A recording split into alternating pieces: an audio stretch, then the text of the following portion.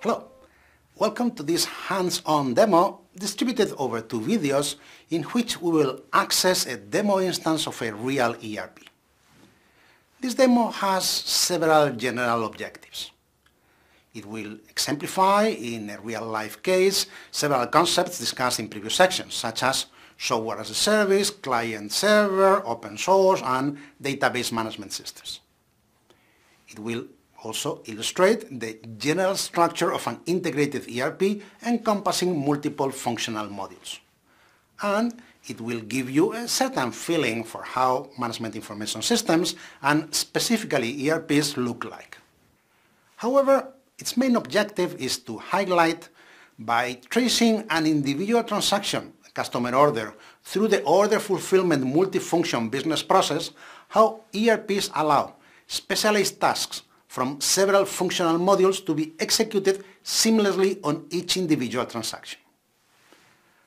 As you can see in the references included in the complementary material in this section, there are many commercial proprietary ERP systems to choose from, such as the already mentioned SAP ERP, Microsoft Dynamics Navision, or Oracle e-Business Suite.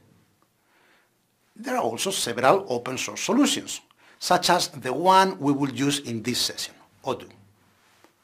Odoo, formerly named Open ERP and before that Tiny ERP, is an open source ERP including various modules such as accounting, sales, manufacturing, and warehouse management. Its modules are developed in the Python programming language. As discussed in previous sessions, it utilizes an existing database management system, also open source, called Postgres.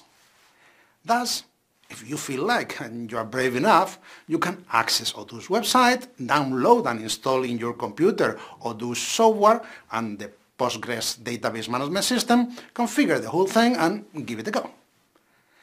It may not, however, be all that simple, and before you attempt it, I would certainly advise you to carefully review next section of this course, particularly the areas of configuration and parameterization. There is, however, an easier alternative. Like many other ERPs, Odoo is also offered as Odoo Online, which is exactly what we described in previous sections as software as a service. As you could expect, in this case the service provided is not free. Thus, if you want to use it, you will have to pay a monthly fee linked to the number of modules and uses. Of particular interest for this course is the fact that Odoo also offers what they call demo instances. They are useful to simply get a quick idea of Odoo, or in our case, to get a quick idea of what an ERP looks like and what it can do. They are shared instances which only live for a few hours and can be used to browse around and try things out. Demo instances require no local installation, just a web browser. These demo instances are already configured, as we shall discuss next week, and are loaded with dummy data from a fictitious company. We shall therefore start by accessing the uniform resource locator demo.odoo.com, which will redirect us to the web page in which we can see the top menu, or if you want, the list of modules that this fictitious company has installed. Even though this is a demo instance and the data we introduce will be erased shortly afterwards, what we're accessing now is real software, as if we were using the actual product in a real setting. We can easily notice that the various modules span several functional areas, thus denoting we are using an ERP. You can, for example, spot modules supporting sales, inventory, accounting, and so on. By clicking on any of them, for example inventory, we can drill down to more specific menus. As you can see in the top bar menu, one of the options within the inventory module is inventory control. Within its pull-down menu, we can select the option Products.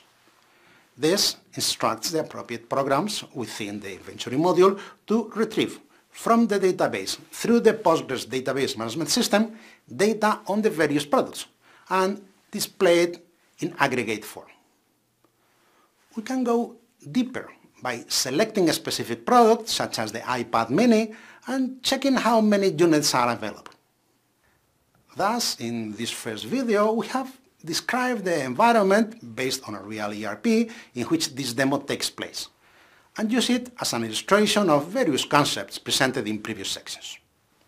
By actually accessing this demo environment, we have shown the integrated nature of the ERP and how we can drill down to successively more detailed menus and actions.